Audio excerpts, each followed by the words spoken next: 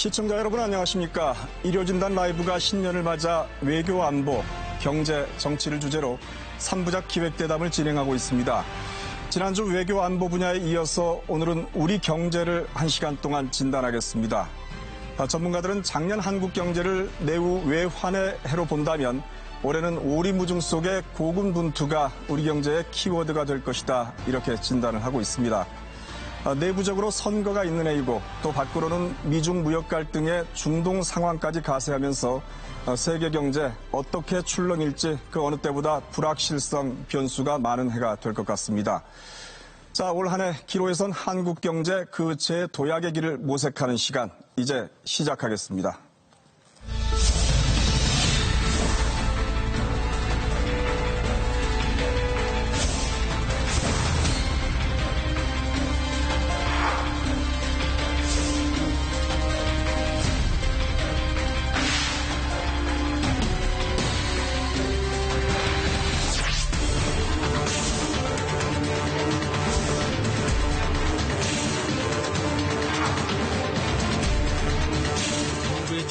의지들을 플러스 알파로 좀 실어서 2.4%로 제시했다는 말씀입니다.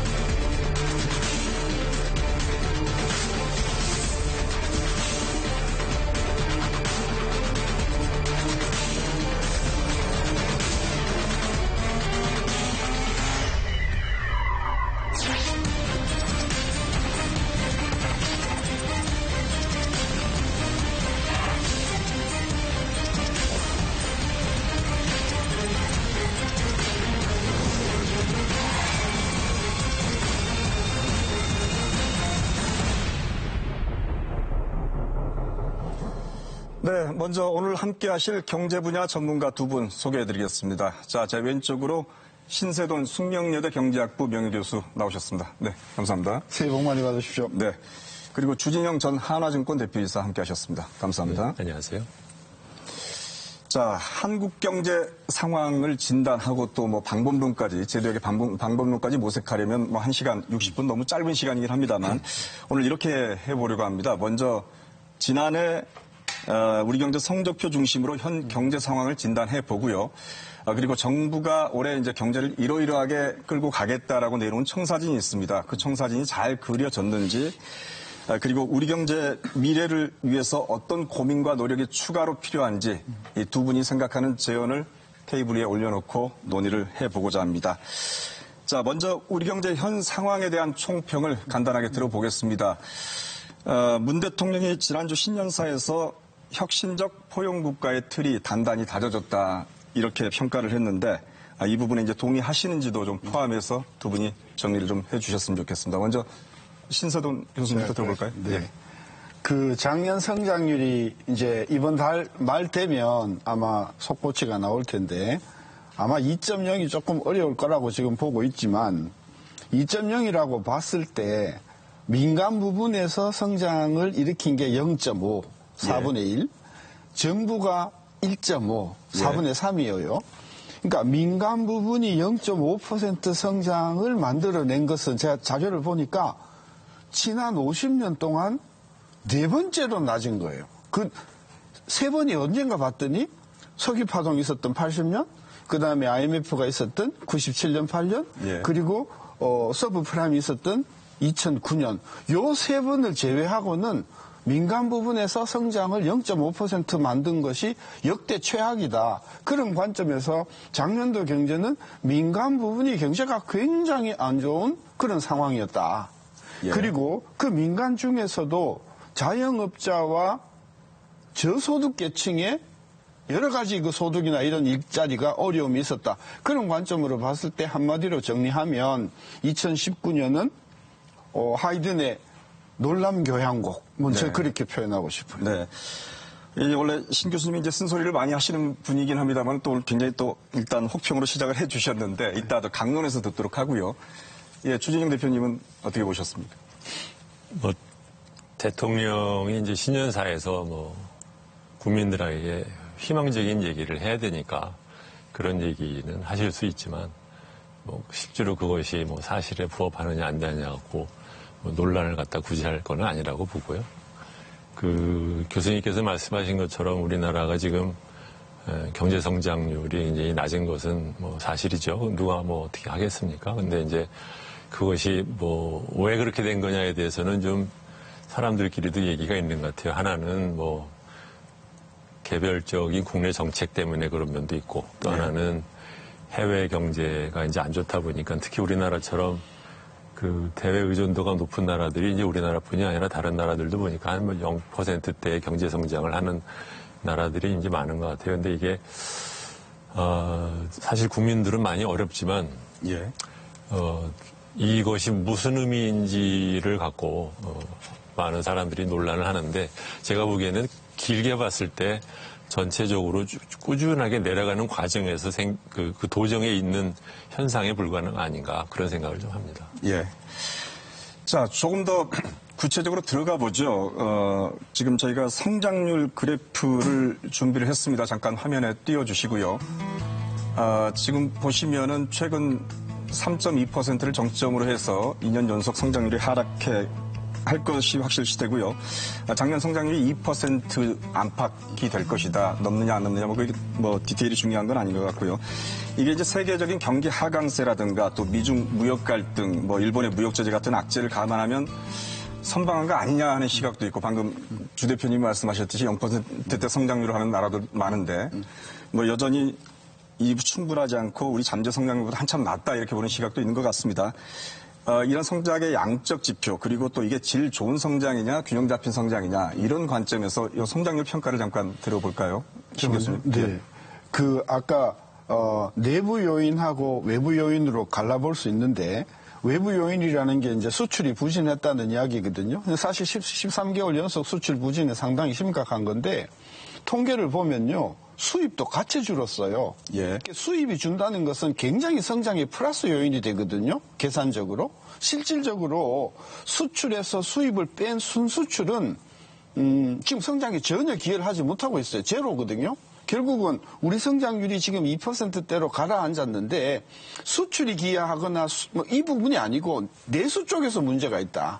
그런 차원에서 지금 경기 불경기를 이렇게 외부 요인으로 자꾸 돌리는 것은 문제를 저는 회피하는 것이라고 보고 예. 지금 현재 우리 경제의 문제는 설비 투자가 안 좋고 그다음에 내수의 민간 소비 기력이 계속해서 떨어지는 거기 때문에 이 경제를 조금 이렇게 장기적으로 건전하게 끌고 가려고 하면 이 소비하고 투자를 살리는 쪽으로 정책의 그 중점이 두어져야 된다. 저는 그렇게 생각해서 자꾸 대외 요인 때문에 이렇게 나쁘다고 이야기하는 것은 조금 무리가 있다고 보는 거죠. 네. 대외 요인 탓만 할 게 아니라 내수 설비 투자 내수 살릴 고민해야 되고 그것이 좀 부족하다라는 말씀이신데 대표님 동의하십니까? 그러니까 제가 모두에 말씀드린 것처럼 이 현상에는 그 경기 사이클에 의한 그 요인이랑 장기적인 추세 요인이 같이 있다고 보는데요. 근데 그 지금 보면 성장률을 저는 사실 조금 많은 사람들이랑 좀 시각이 좀 다른 면이 하나가 우리나라가 지금 투자가 모자란 나라가 아닙니다. 우리나라 GDP에서 투자를 거의 한 30%를 해요. 물론 이제 성장을 하는 기준으로 치면 전년 대비 얼마나 투자가 늘었느냐로 얘기를 하면 뭐 투자가 늘어야 된다는 말은 할 수 있지만 구조적인 면에서 생각하면 우리나라는 지금 GDP의 한 30%를 투자를 했는데 성장률은 2%가 나오는 나라인 거거든요. 예. 이게 무슨 뜻이냐면 경제 전체적으로 투자에 대한 효율성이 많이 떨어지고 있다라는 이제 그것이 저는 훨씬 더 중요한 문제가 아닌가. 두 번째로는 이제 신 교수님 말씀하신 것처럼 그 내수가 지금 죽고 있다. 그런데 그 내수는 사실은 지난 한 20년 동안에 거쳐서 그 내수 비중은 더 꾸준하게 내려오고 있었습니다. 그러니까 소위 말하면 경제에서 그 수출 해외 부분에 해당되는 부분 대비 그 내수의 비중은 도리어 한 70에서 지금 한 50으로 거의 한 30년에 걸쳐서 이제 내려왔거든요. 네. 그 이유는 뭐냐면 자꾸 이제 수출 위주에 의한 운영을 하기 위해서 또 뭐 그걸 하기 위해서 투자를 또 독려를 하고 그러다 보니까 나중에 와서는 지금 내수가 확 줄어버린 거거든요. 그러니까 모든 사람들이 내수의 비중을 늘려야 된다라는 과제를 갖고 있다라는 것은 아는데 이제 그럼 전환하기 위해서 이제 많은 고통이 필요한데 그 고통을 어떻게 국민들한테 설득을 하고 우리 같이 이제 만들어낼 거냐. 이거를 지금 우리가 잘 못해가지고 이렇게 고생을 하는 것 같습니다. 네. 알겠습니다. 사실 국민들 입장에서는 이제 성장률이라는 숫자 자체보다도 훨씬 더 이제 피부에 와닿는 게 일자리 그리고 이제 소득 아닐까 하는 생각이 드는데요.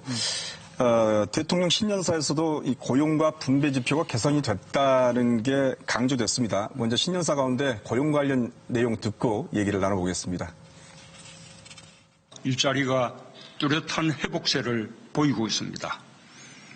지난해 신규 취업자가 28만 명 증가하여 역대 최고의 고용률을 기록했고 청년 고용률도 13년 만에 최고치를 기록했습니다. 예, 일자리의 뚜렷한 회복세, 이 고용 지표가 상당히 개선됐다는 게 이제 정부의 자체적인 평가인데 이 부분에 대해서는 어떻게 생각하십니까? 이건 먼저 우리 주진영 대표님께 여쭙겠습니다. 이런 얘기 드리기가 좀 죄송하지만 큰 문제가 하나가 있어요. 우리나라의 고용 갖고 얘기를 할 때. 예.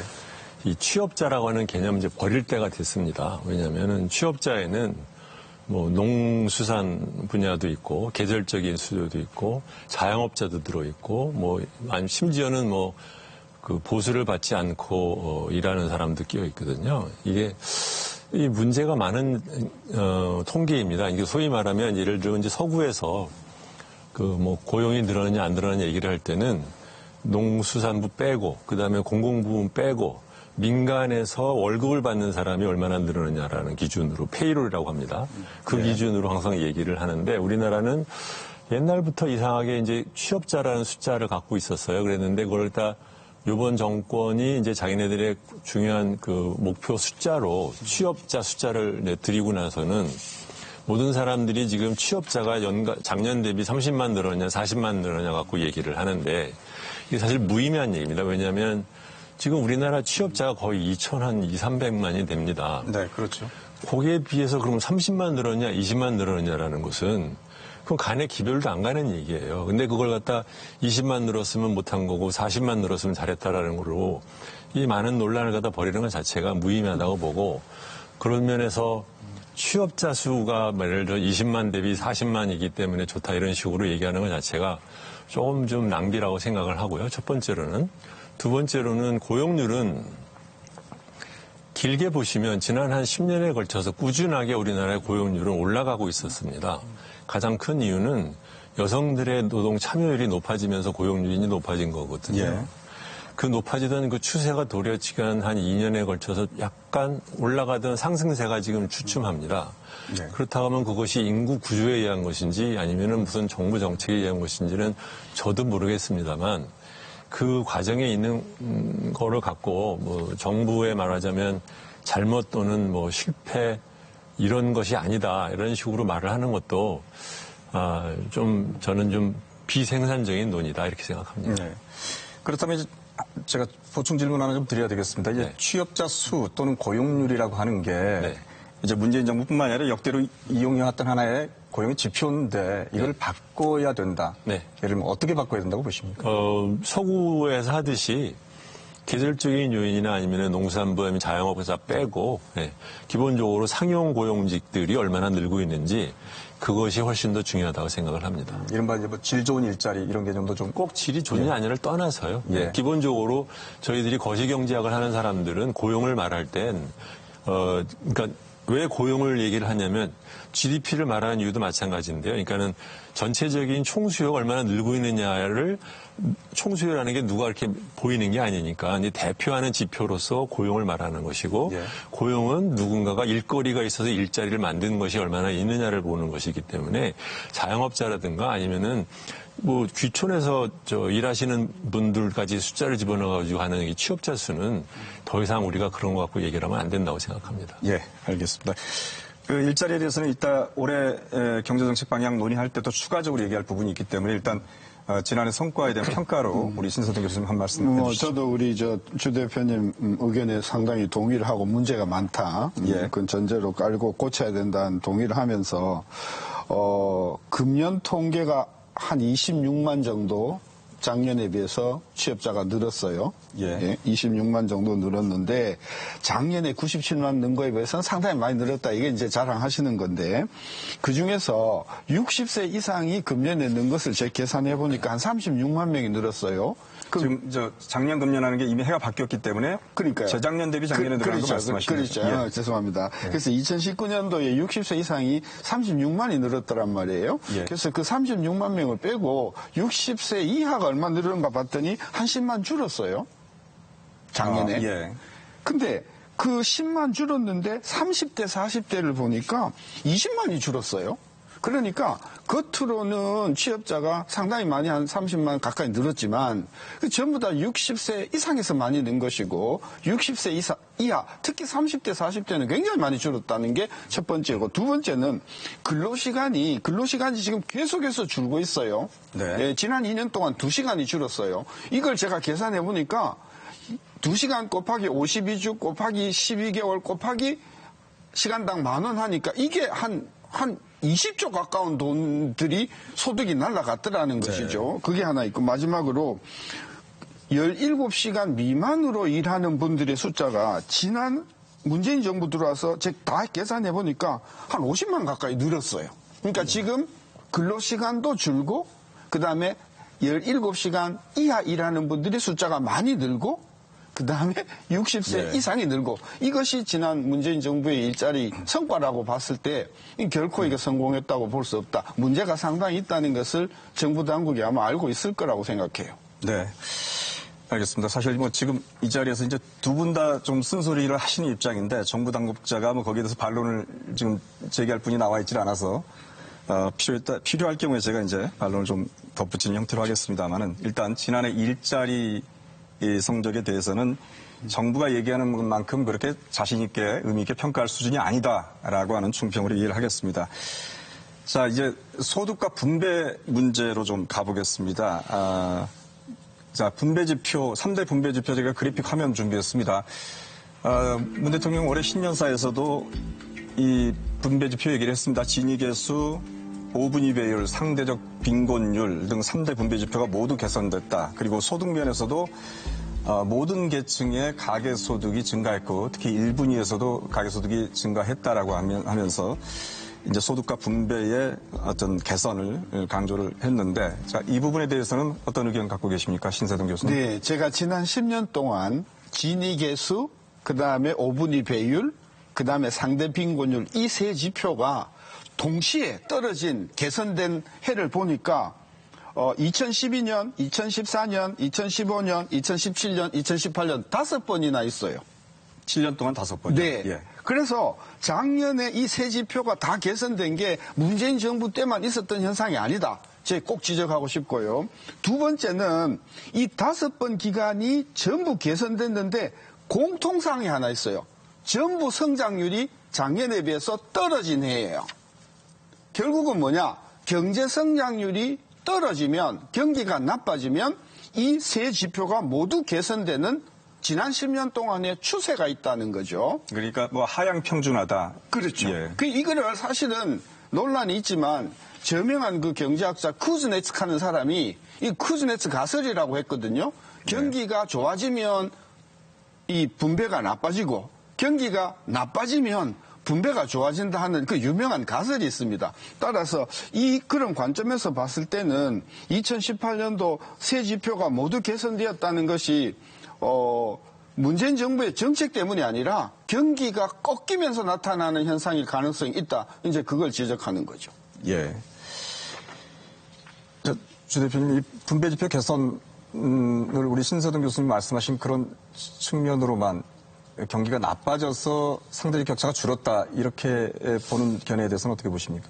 저는 사실 이 분배지표라는 것은 굉장히 많은 그 사회 경제적인 그 힘이 작용을 해서 나오는 결과라서 연간 지표 대비를 해서 갖고 이걸 갖고 잘했다 못했다 이렇게 얘기를 정치가들이 하고 싶어 하기는 하지만 거기에 너무 많은 의미를 두기는 어렵고 장기적인 추세가 훨씬 더 중요하다 그렇게 생각을 하는데 방금 말씀하신 것처럼 저도 사실은 이게 많은 경제학자들이 좀 의문시 생각했던 것 같아요. 뭐냐면은 박근혜 정부에서 특별히 무엇을 대단히 한 것이 없는 것 같은데 소득 분배 지표는 사실은 조금씩 개선되고 있었거든요. 그러니까 이것이 무슨 의미냐, 왜 그런 거냐 갖고 사실은 학자들 사이에서도 아직 확실한 그 대답은 좀 못 내고 있는 것 같습니다. 그런데 말씀하신 것처럼 이게 전체적인 우리나라 그동안에 이제 복지체제가 조금씩 개선돼 가는 과정에서 나오는 결과인지 아니면 경기가 천천히 내려가면서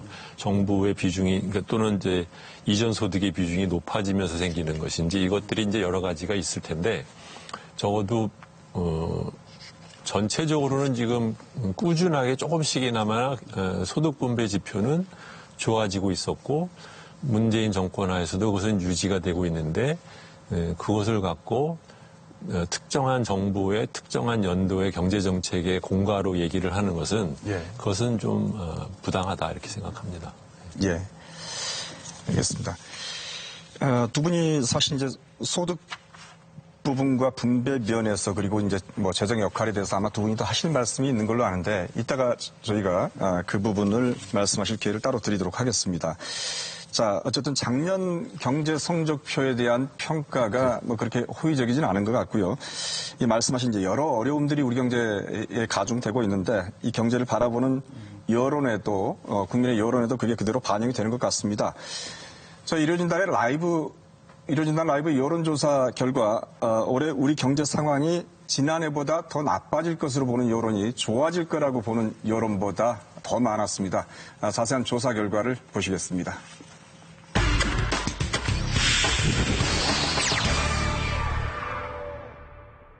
청년들 입장에서 봤을 때 최저임금도 오르고 하시고 해가지고 나쁘지 않았다고 생각합니다. 또 저희 아버지가 이제 가게 자영업을 하시는데 이제 손님 수도 많이 줄고 이제 매출도 많이 떨어지고 해가지고 자영업 식당 하시는 분들이 굉장히 어려움을 많이 겪고 있으시고 접는 분들이 많으시거든요. 그 자영업자들을 위해 가지고 알바를 뽑을 때 한 명당 더 수당을 준다든지 그런 걸 주면 괜찮을 것 같아요. 최저시급은 많이 안 올랐으면 좋겠어요. 조금씩 올라서 편해졌으면 좋겠다는 생각이에요. 청년들이 일자리를 구하지 못해도 조금 더 구할 수 있게 더 오래 지원해주고 살 수 있게끔 해주는 그런 정책이 있으면 좋을 것 같아요. 현재 우리나라 경제 상황에 대해 어떻게 생각하는지 물었습니다. 경제가 나쁘다는 평가가 79%로 좋다는 평가 18%보다 4배 이상 많았습니다. 현재 경제 문제 가운데 가장 시급히 개선해야 할 분야가 무엇인지 알아봤습니다. 일자리와 고용 문제라는 응답이 35%로 가장 많았습니다. 이어 계층 간 양극화 심화 문제, 저출산 고령화로 인한 성장 동력 약화 등의 순이었습니다. 문재인 정부의 경제 관련 주요 정책 가운데 가장 잘한 정책이 무엇인지 물어본 결과 최저임금 인상과 주 52시간 근로시간 단축이라는 답변이 각각 18%로 나왔습니다. 하지만 모르겠다는 답변이 33%나 됐습니다.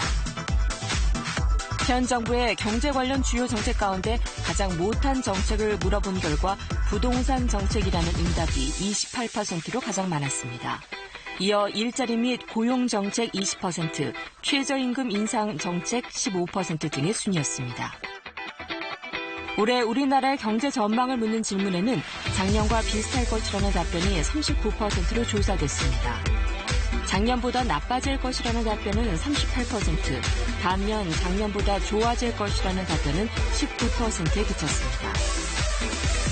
기본소득제는 국가가 국민의 최소한의 생활을 보장하기 위해 근로 여부, 소득 등과 상관없이 매달 개개인에게 일정한 현금을 지급하는 제도로 이를 위해선 세금 증액이 동반될 수 있습니다. 이 같은 기본소득제 도입에 대해서 물어본 결과 반대가 46%, 찬성은 42%로 집계됐습니다.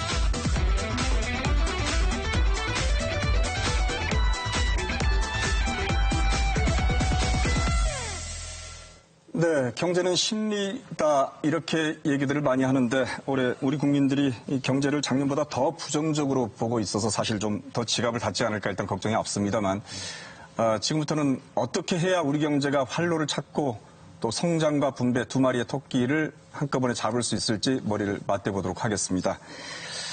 자, 일단 정부는 올해 경제정책 방향 내놓은 걸 보면은 우리 국민들보다는 조금 더 그래도 어려움이 있지만 긍정적으로 보는 것 같습니다. 우리 수출 요자인 반도체 경기라든가 또 이제 글로벌 경제 환경이 작년보다는 좋을 거라는 기대를 갖고 있는 것 같고요. 그래서 성장률 전망치 2.4%로 잡았습니다. 올해 경제정책 목표를 또 경기 반등, 성장, 잠재력 제고 이렇게 내걸고 성장을 최우선으로 뛰겠다 이렇게 이제 다짐을 하고 있는데 먼저 2.4% 성장률 목표 달성이 가능할지 한번 두 분 의견 듣도록 하겠습니다. 저 주진영 교수 대표님부터. 예. 저는 이게 참 그런 얘기를 들을 때마다 이제 가슴이 무거운 게 경제정책의 목표로 연간 경제 성장률을 잡는 것 자체가 이게 정말 구태의연한 거거든요. 이제 그런 생각 좀 버릴 때가 되었습니다. 이게 그러니까 정부가 경제 성장률을 전망은 할 수는 있어요. 그렇죠? 네. 그렇지만 그거를 목표로 잡고 그 숫자를 사수를 하겠다 이런 표현들을 부총리가 하는 이런 세태는 이거는 거의 30년 전에 버렸어야 되는 버릇인데 여전히 하고 있다고 생각을 하고요. 왜냐하면 정부가 특별하게 개별 연도의 경제 성장률에 이렇게 영향을 줄 수 있는 것은 정부 관료들이나 정치인들이 하는 말과는 달리 그렇게 크지가 않습니다. 우리나라 경제가 더 이상 그렇게 정부가 이렇게 오므락조므락 조종하는 대로 이렇게 움직이는 경제가 아니거든요. 그래서 이런 걸 목표로 갖고 얘기를 한다. 달성을 가능하느냐 이런 식으로 얘기하는 것 자체가 그렇게 생산적인 얘기는 아니라고 생각하는데 작년이 이제 워낙 안 좋았기 때문에 올해 숫자가 그보다 좀 더 좋을 수 있는 가능성은 있어요. 그렇지만 그것이 대세에 큰 영향을 줄 거냐라고 생각을 하면 그렇지는 않을 거라고 생각합니다. 예. 신 교수님. 그러니까 2.4%도 홍남기 부총리께서 실토를 하셨어요. 알파 붙여서 2.4다고 하셨거든요. 그러니까 알파를 빼고 보면 아마 2.0, 2.1 정도 될 텐데 그러면 작년하고 비슷한 수준이 조금 낮아지는 건데 우리 아까 여론조사도 봤지만 나빠질 거라고 보는 여론이 좋아질 거라고 보는 여론보다 많단 말이에요. 저는 그래서 그냥 이게 달성 가능하냐 이건 달성 저는 불가능하고 홍남기 부총리도 그렇게 말씀하셨는데 작년에 2.0보다는 높을 거냐 낮을 거냐라고 물으신다면 작년보다는 조금 어려울 것이다.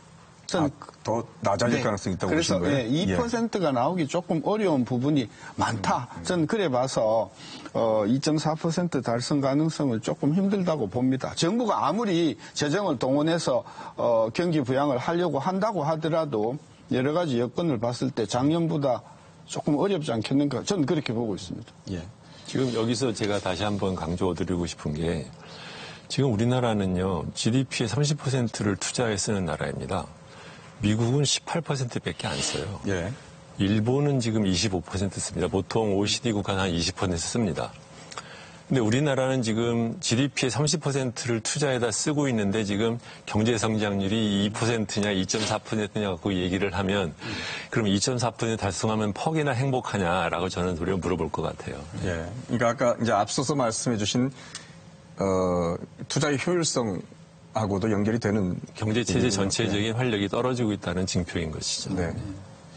자, 이제 성장률 지표 또 성장률 지표를 최우선 목표로 삼아서 내거는 게 과연 바람직한 거냐에 대해서 이제 말씀을 해주셨는데, 자 이제 그 부분이 사실 굉장히 이 경제 운용에 굉장히 이제 철학과도 관련되는 것일 수도 있고요. 그렇지만 자 어쨌든 성장률 지표만 놓고 본다면 저희가 일단 아까 신 교수님은 2% 성장도 어려울 것이다라고 말씀을 해주셨고, 조 대표님은 일단 양보하셔서 성장률 지표를 가지고 얘기를 해본다면 어떻게 보십니까? 그거는 누가 알겠습니까? 저는 그런 거 전망하는 걸 이렇게 신경 쓰고 싶지 않습니다. 알겠습니다. 자, 강론으로 조금 더 들어가 보겠습니다. 이제 주 대표님 방금 전에 말씀하신 대로 투자, 두 분 다 사실 투자라는 키워드를 굉장히 중요하게 생각을 하십니다. 다만 각도가 좀 다른 것 같습니다.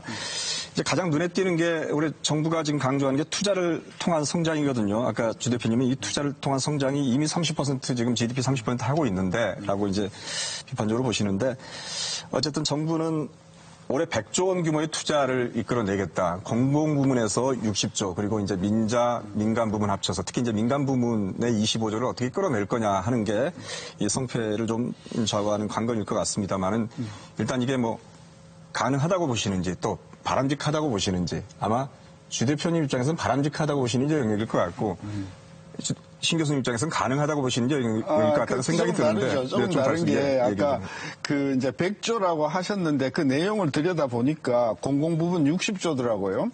근데 공공부문 60조는 이미 과거의 계획에서 금년도 55조를 투자하기로 되어 있었던 거예요. 네. 거기다가 5조를 더 발굴을 해서 60조 만들겠다라고 하는 거기 때문에 그냥 하늘에서 뚝 떨어진 60조가 아니다.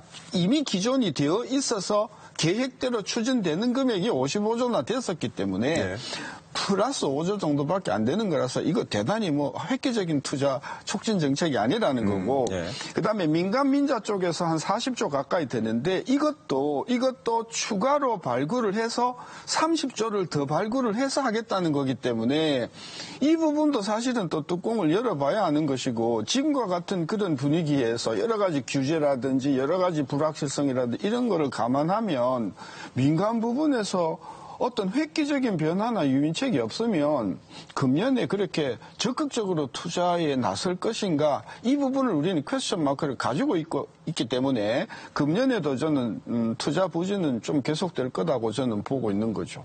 예. 그러니까 민간 부문의 투자를 끌어내기가 지금으로서 볼지 쉽지 않고 설사 끌어낸다 하더라도 정말 획기적인 정책 변화와 우리 나중에 나오겠지만 패러다임 변화가 있어줘야 된다는 거죠. 알겠습니다. 예. 주 대표님. 예, 저 역시 뭐 거듭 같은 얘기를 하는 느낌입니다만은 이런 민간 경제에 투자를 갖다 정부가 숫자를 갖다 놓고 목표를 얘기를 하고 이런 것 자체가 말하자면 이제 경제가 안 좋다 보니까 그 관료들이 뭐 이렇고 저렇고 갖다 놓을 수는 있지만 국민들이 글쎄요, 그러니까 그 관료들의 그런 그 보고서형 숫자에 저희들이 뭐 이렇게 얼마나 많은 신뢰를 할 수 있는지 잘 모르겠습니다, 저는. 예. 자, 주 대표님 지금 투자가 이미 충분하기 때문에 이걸 더 늘리는 게 국민 경제 성장과 또 균형 발전에 별 의미 있는 수단이 못 된다. 이렇게 그렇습니다. 보신다고 이해하면 되겠습니다. 민간에서 실제로 일을 해보면 우리나라가 지금 물적 투자가 모자른 나라가 아닙니다. 더 이상. 예. 사실은 일을 해보면 그 인적 자본이라고 할까요? 인력의 그 수준이 도리어 더 부족합니다. 일 잘하는 사람의 숫자가 훨씬 부족하고 그렇기 때문에 장기적으로도 그렇고 우리나라가 앞으로 투자를 한다고 하면 교육에 대한 투자 아니면은 좀 더 기존에 있는 노동력 시장에 나와 있는 사람들에 대한 재투자 이런 쪽으로 훨씬 더 신경을 써야 되지. 네. 이렇게 물질적인 투자를 얘기를 하는 것은 그건 좀 문제가 있다 이렇게 생각을 합니다. 네, 건설이나 설비보다는 교육에 그렇습니다. 투자를 해야 된다 하는 말씀. 예. 일단 이제 패러다임 부분과 관련해서 조금 더 그 얘기 나눠볼 기회가 있을 것 같습니다. 자, 일단 민간 투자 끌어내기 위해서 정부가 규제 개혁 지금 강조하고 있지 않습니까? 뭐 어제 오늘 얘기가 아닙니다만은 특히 이제 작년을 좀 돌아보면은 이제 4차 산업혁명 시대에 이 신사업과 기존 사업 간의 갈등을 어떻게 푸느냐. 지난해 이른바 이제 타다 논쟁 치열하지 않았습니까? 이제 정부가 이제 앞으로 이제 그런 상황이 발생하면 상생 협력 혁신 모델로 좀 풀어보겠다 해서 이른바 한걸음 모델이라는 걸 제시했습니다. 이것도 이제 올해 경제정책 방향에서 조금은 눈길을 끄는데 이게 의미 있는 해법이 될 수 있을까요? 이거 주 대표님부터. 사실 그 얘기는 이번 프로그램에 나오면서 저도 처음 들은 얘기인데 지금 우리나라에서 이런 그 사회적인 갈등에 대해서 그 정부가 이거 역시 어떻게 보면 정부가 나서 다 이제 교통 정리하겠다는 거 아닙니까? 근데 이런 것을 정부가 해결을 해본 적이 별로 없습니다. 그러니까 하다못해 타다 하나만 하더라도 제가 보기에는 기존의 택시랑 다를 것이 하나도 없는 이상한 비즈니스인데 그걸 대단한 무슨 혁신의 무슨 상징인 것처럼 모든 국민들이 얘기를 하는 것도 참 보고 있으면 참 깝깝한데요. 예. 규제 개혁이라는 것이 규제 개혁을 아예 들고 나온 이명박 정권 시절에도 별로 안 되지 않았습니까? 예. 그 얘기는 뭐냐면 이게 단순한 행정부 또는 정권 차원의 이슈가 아니고 우리나라가 기본적으로 갖고 있는 옛날부터 관주도로 모든 것들을 다 관료들이 중간에 나서서 다 주무르던 이 체제의 연장하에 있는 것인데 지금 보면은 규제 완화 역시 결국은 어떻게 보면은 정부가 나서서 관료가 나서서 중재를 하겠다는 거잖아요. 근데 지금 우리나라 보면 크게 보면 산업은 독과점 체제이고 그다음에는 정부가 각종 지능과 지원 정책을 써가지고 이런저런 데다가 많은 돈을 쓰고 있습니다. 쓰다 보니까 또 그것을 제대로 쓰느냐 감시하다 보니까 또 이런저런 규제도 또 거기서 생기는 것도 많은 것이거든요. 예를 들면 지금 KBS 하나만 하더라도 우리나라 방송 시장에서 방송 광고를 그 코바코라는 데가 들어가지고서는 자기네들이 다 받아가지고서는 운영을 합니다. 그렇죠? 나눠주잖아요. 이게 지금 무슨 의미가 있는 제도를 지금 쓰는 겁니까? 그러니까 하나하나가 지금 우리나라는 과거에 만들었던 이 규제, 그 규제 뒤에 숨어 있는 기득권 사람들이 그 자기 분야에 해당되는 규제 완화나 아니면 혁파를 하는 것을 다 반대를 하는 과정에 있거든요. 그래서 그런 것이 그렇게 쉽게 되지는 않을 것 같다. 저는 그렇게 생각합니다. 예. 그 규제는 정말 어렵더라고요. 제 기억에는 한 20년 내내 규제 개혁 하면서 안 되고 또 뭐 이번 정부 들어와가지고는 뭐 규제 샌드박스, 이게 이제 작년서부터 실시가 된다고 하는데요. 이게 또 들여다보니까 신제품, 신기술, 이런 부분에만 이게 해당이 되지 기존 기업, 기존 영업 형태는 전혀 해당이 안 되는 거예요. 저는 그래서 이게 규제를 저는 이렇게 좀 어려운 말로요. 관료에 의한 미필적 고의에 의한 규제 그렇게 말을 하는데 관료들은 나는 규제 안 한다고 말을 해요. 나는 정말 규제를 완화하고 싶다고 말을 해요. 그런데 여러 가지 어떤 보이지 않는 그런 것들에 의해서 실질적으로 규제를 가하는 이런 부분들이 있기 때문에 저는 규제 개혁이 핵심 키워드임에는 분명함에도 불구하고 때로는 관료, 때로는 의회, 때로는 여론, 때로는 이해단체에 의해서 강력한 도전을 받기 때문에 안 되는 것이다. 저는 그래서 좀 죄송한 이야기인데 규제 안 된다. 규제 개혁. 딴 데 좀 신경 쓰자. 저는 그런 생각을 가지고 있습니다. 타다만 하더라도 저는 사실 그 문제가 작년 초에 나왔을 때 이렇게 제안을 했어요.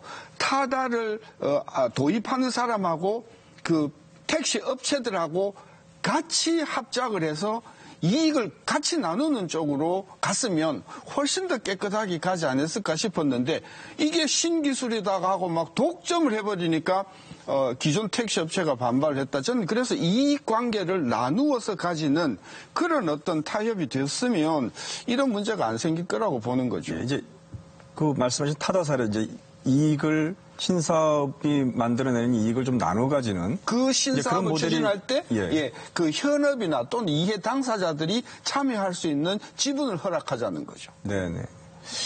이 정부가 설명한 이제 한 걸음 모델이라고 하는 게 그 서로 간에 이제 상생할 수 있는 그런 이제 조정을 하겠다라고 하는 건데 이제 그 중에 하나가 또 그런 형태 지금 교수님 말씀하신 상생은 벌어지고 나서는 상생이 잘 안 돼요.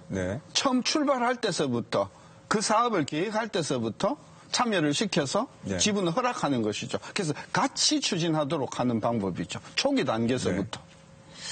예, 알겠습니다. 이게 이제 규제 개혁이 사실 쉽지 않을 것이다. 그리고 쉽지 않은 이유의 핵심 중에 하나가 이제 관료주의 또 관료 집단은 국회 이해관계자들에게 있다라고 하는 말씀. 그런 부분은 이제 두 분이 공통적으로 지금 지적하시는 부분인 것 같습니다.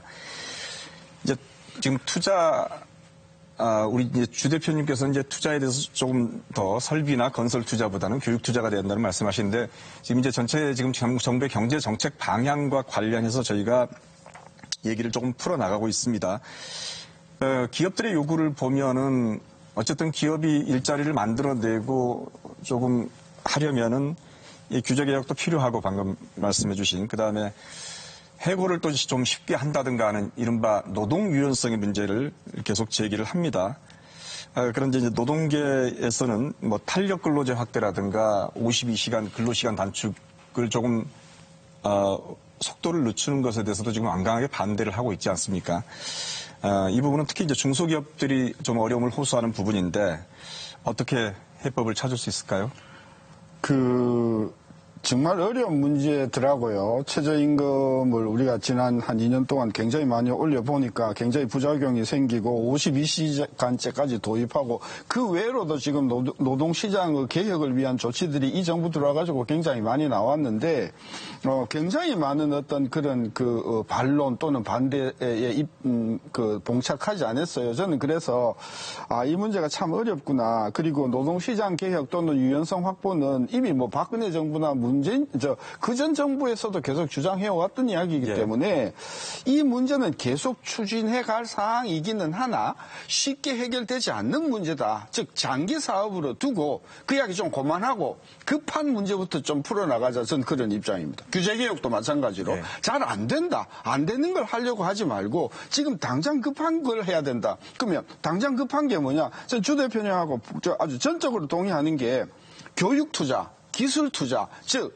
한국의 2,500만 근로자들이 현재 가지고 있는 기술이나 노하우 가지고는 안 되니 이 부분을 한두 단계 업그레이드 시켜줄 수 있는 교육 투자, 기술 투자에 정부가 수십 조를 깔고 그거를 막 그냥 뿌릴 수는 없으니 전략 산업을 먼저 정해서 차곡차곡 우리 근로자들의 기술 수준을 높이는 쪽으로 투자를 해야만 30대, 40대 실업을 막을 수가 있다. 저는 그런 관점에서 새로운 산업 자꾸 하시려고 하지 말고 새로운 산업은 하지 말라고도 하니까 기존 산업에서 지금 생사가 걸려있는 이런 중소자영업체들의 어떤 절박한 기술 개혁 또는 기술 혁신을 위해서 정부가 전략적으로 우선순위를 정해서 그 부분들의 교육 투자, 기술 개발 투자, 기술 훈련 투자, 저는 그쪽을 좀 강조하는 거죠.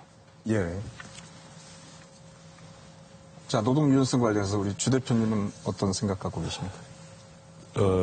지금 우리나라의 노동시장의 큰 문제가 단순하게 노동시장의 문제만이 아니라 경제 전체적인 활력을 죽이고 있다라는 것에 대한 지적은 국내외 거의 모든 경제기관이 다 하는 얘기예요. 근데 이제 문제는 그걸 어떻게 풀 거냐. 근데 지금 이번 정부에 들어와서 노동시간을 좀 줄여야 된다라는 거. 전체적인 국민들의 근로시간을 줄여야 되는 게 맞는 방향이고, 두 번째로는 저임금 노동자가 너무 많다라는 건 고쳐야 되는 거다 맞는 방향인데, 그것을 이렇게 눈에 보인다고 이렇게 덥석 손을 들어가가지고서는 정부가 이렇게 회방지를 한다고 할까? 아니면은 손을 집어넣으면 도리어 전체적인 생태계가 이제 망가지는 게 있습니다. 그래서 저는 이런 문제를 좀 더 노사 간의 합의를 좀 더 유도를 하고 아니면 전체적인 조정 속도를 조금 더 시간을 두고 천천히 소위 말하면 이제 넛지라고 할까? 이게 살짝 밀어가는 방식으로 해야 되지 앞에서 멱살을 잡고 끌고 가는 방식으로 하면 지금 방금 서베이도 나왔잖아요. 국민들이 생각하기에 잘하는 정책으로 볼 때 일자리 52시간제라든가 최저임금제 잘했다라고 생각을 많이 하시는데 근데 일자리 정책 밀어낸 건 잘 못했다 이렇게 말씀하신단 말이죠. 그러니까 이게 양자 간에 상충 관계가 있는 것을 국민들도 좀 깨달으시고 또 정부 역시 이제 그런 것에 대한 인식을 이제 한 2년 하고 난 다음에 아닌 것 같으니까 자기들이 노래 나서서 계도 기간을 두겠다는 등 아니면은 최저임금을 올리는 걸 갖다 포기를 하지 않았습니까? 결국은 제가 보기에는 이거 역시 우리나라 당국자들이나 아니면 정치권이 이렇게 우왕좌왕 이것도 실수해보고 저것도 실수해보면서 이게 시장 경제라는 게 이렇게 막 멱살 잡고 끌고 가면 안 된다라는 것에 대한 인식을 할 거라고 보고요. 노동시장 역시 저는 정리해고 요건이라든가 아니면 일반해고라는 것은 이제 못하는 사람을 갖다 해고를 하는 것이고 정리해고는 자기 사업이 잘 안 될 때 해고를 하는 것입니다. 그런 것에 대한 현재 법적인 요건이 너무 강하다고 생각을 해요. 실제로 경영을 해보면 거의 모든 경영자들이 아주 골치를 알아 합니다. 근데 한편으로는 그것에 대한 보호는 노동자 중에서 한 20%밖에 안 되는 대기업 노조나 공사 노동자만 받고 있고 나머지 80% 노동자들은 전혀 거기에 대한 보호를 못 받고 있거든요. 이 단순하게 노동시장 유연화라고 하지만 사실은 이거는 기득권 노동조합에 대한 유연화입니다. 이것은 정부가 해야 되기는 하지만 이제 문제는 있죠. 뭐냐면 그 우파에서는 이제 좌파 정권이 들어오면 야 네가 좀 해봐라 그거. 그럼 거꾸로 말하면 이제 좌파들은 너희 우파 정권일 때는 넌 재벌 개혁은 안 하고서는 왜 이제 와서 딴 소리냐 이런 소리 하잖아요. 그러니까 재벌 개혁이랑 노동 개혁 둘 다 해야 되는데 언제 어떻게 할지는 저도 잘 모르겠습니다. 자 이제 올해 일자리 목표 지금 뭐 여전히 국민들이 아까 여론조사에서도 주 대표님 말씀하신 대로 부족하다라고 느끼는 부분 역시 고용에 좀 민감한 부분인데 정부가 올해 25만 개를 잡았습니다. 작년에 28만 개. 아까 이제 26만 개 얘기를 해주셨는데 정부가 추산하기로는 28만 개 증가했는데 올해는 25만 개 늘리겠다. 사실 일자리 목표에 대한 거는 근본적으로 이 견해 자체가 우리 주 대표님은 좀 다르시니까 일단 이건 신 교수님께만 질문을 여쭙겠습니다. 25만 개 목표가 될 건지 또 질적으로 의미 있을 건지. 25만 개 되든 안 되든 전 조금 힘들 거라고 보는데 기저효과하는 게 있어서 좀 힘들 거라고 보는데 그게 30만이 된다 하더라도 별 의미가 없다는 주장이죠. 왜? 30만 중에서 60세 이상의 고령자들이 그보다 훨씬 더 많은 일자리를 정부의 프로그램에 의해서 만들어지는 거니까 60세 이하의 실질적인 가장들의 입장에서 보면 금년에도 계속해서 일자리가 줄 것이다. 이걸 빨리 막는 것이 정부의 굉장히 중요한 과제라고 봐서 정부의 목표, 고용 일자리 목표 26만 개, 28만 개 별 의미 없다. 실질적으로 지금 일자리가 계속해서 없어지고 있다. 이 부분을 저는 우려하는 거죠. 저 역시 동감입니다. 이게 근데 여기 조금 교수님 말씀하신 것에 조금 더 보완해서 말씀을 드리면 지금 60세 또는 65세 이상의 그 노인 일자리가 늘어나는 것은 어떻게 보면 인구 동학적인 면도 있어요. 지금 올해 작년에 이제 은퇴하셨다고 아까 그 얘기를 했는데 현재 지금 약 55년, 54년 정도에 태어나신 분들이 지금 그 전에 비해서 엄청나게 많습니다. 그 전에는 65세를 진입되는 인구가 한 3, 40만이었다고 하면 올해부터 70만, 80만으로 늘어요. 이제 저도 조금 있으면 이제 65세가 넘어가는데 그때는 100만이 됩니다.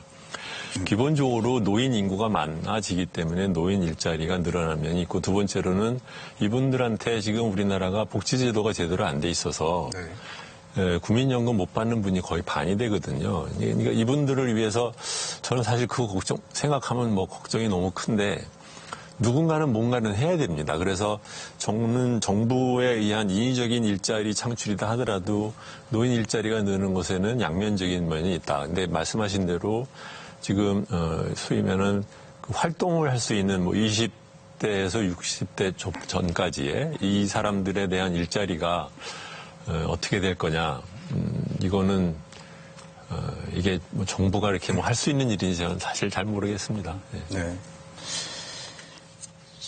모두의 말씀드린 대로 이제 한국 경제 상황 진단하고 저희가 제도학 방법론까지 모색하기에 주어진 시간이 너무 짧습니다. 시간이 이제 한 7분 정도밖에 남지 않았습니다. 이 상황에서 저희가 앞서 국민들께 여론조사를 하면서 이 기본소득제라고 하는 약간 좀 괴가 다른 질문을 한번 던져봤습니다. 이 질문에 대한 저희가 설문을 보고 이와 더불어서 이제 패러다임 변화와 관련해서 이 두 분 이 제시하시는 제언에 대해서 잠깐 논의를 해보고자 합니다. 그래픽 잠깐 보여주실까요? 앞서 설명을 드렸지만 다시 한번 설명을 드리겠습니다. 이 기본소득제가 이제 국가가 국민의 최소한의 생활을 보장하기 위해서 근로 여부나 소득 재산 수준과 상관없이 매달 국민 개개인에게 일정한 액수의 현금을 지급하는 제도다 이렇게 규정을 했고요. 이 기본소득제를 도입하려면 필요한 재정 확보를 위해서 세금 증액이 동반될 수도 있다. 자, 이런 전제에서 기본소득제 도입에 대해서 어떻게 생각하시냐 이렇게 물었습니다.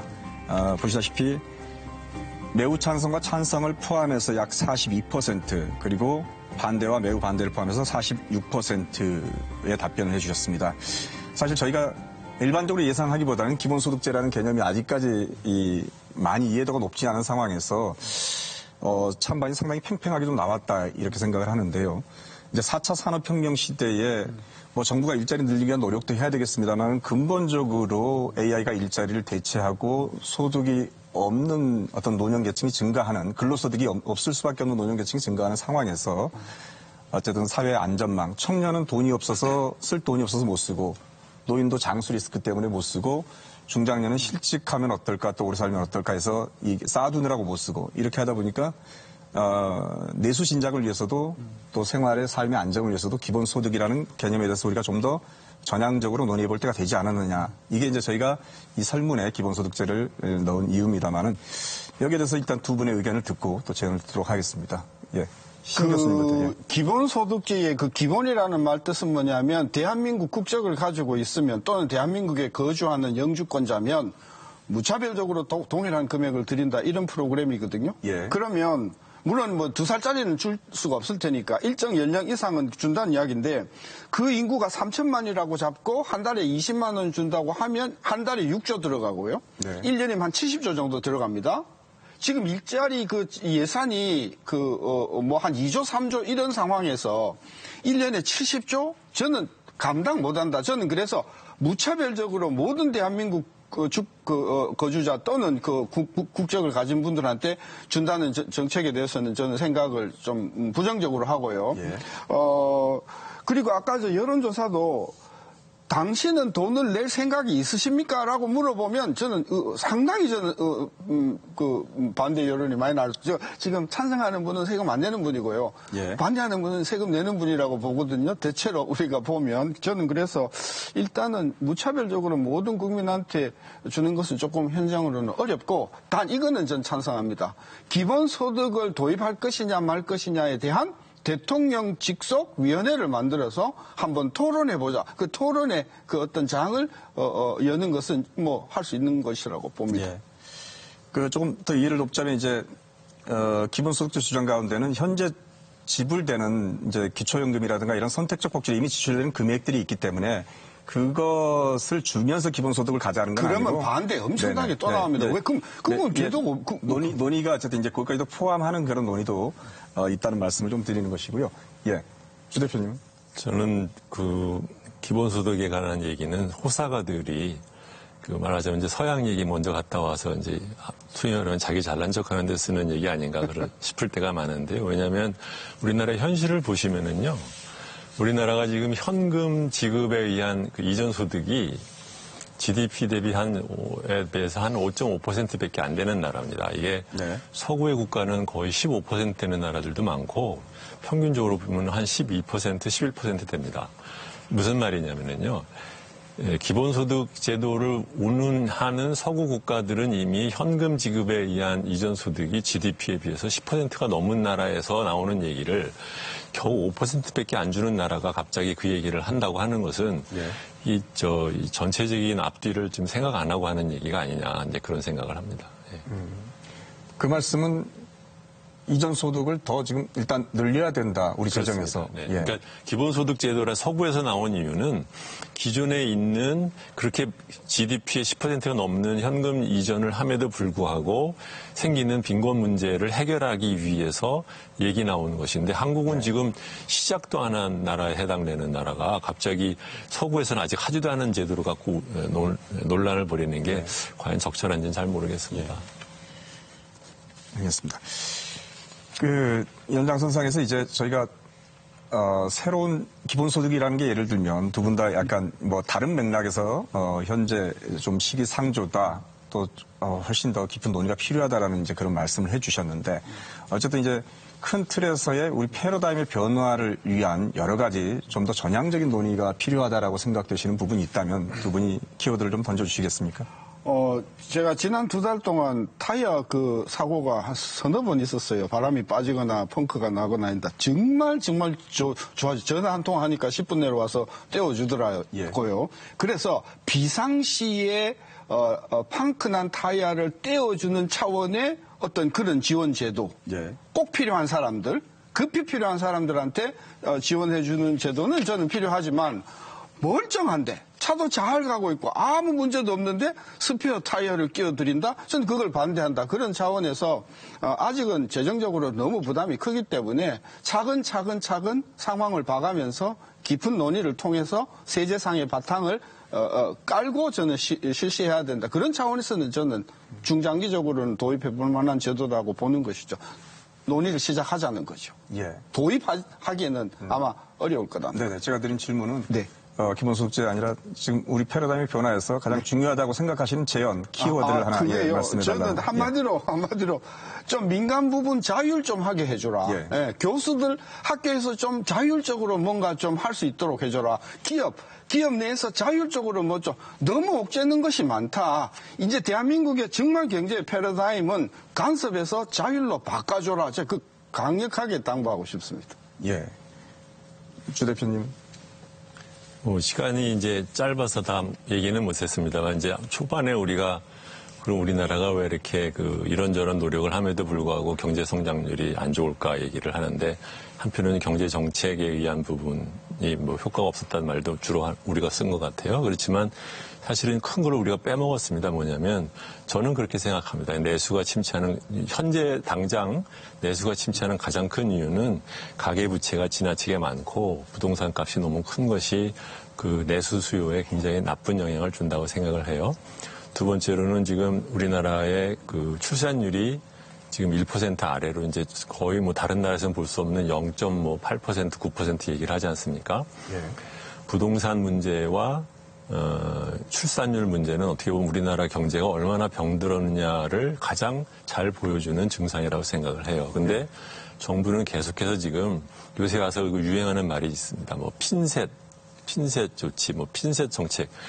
환자로 치면 우리나라 경제는요, 지금 누워가지고 코부터 머리 끝부터 발끝까지 핀셋을 지금 거의 한 100개를 지금 꼽아놓고 있는 상태입니다. 무슨 말이냐면 중요한 문제를 먼저 해결하면서 개선이 되는 것이지 중요한 문제는 놔둔 채 나머지를 갖고 경제 운영 방책 보고서 100페이지 넘는 거를 아무리 매년 만들어봤자 소용이 없다라는 겁니다. 그래서 경제 운영을 패러다임이라는 변화는 국민들은 지금 신음을 하고 있는데 저는 그 신음에 크게 보면 그 두 가지가 부동산과 출산율이라고 생각을 합니다. 그것에는 상관없이 엄하게 기존에 하던 얘기들의 연장에서 이러고 저러고 정책을 얘기를 하고 GDP 성장률이 2%냐 2.4%냐 갖고 얘기를 갖다 정권이 얘기를 하는 것 자체가 아직도 우리나라는 아직 멀었다. 그렇게 생각을 합니다. 예.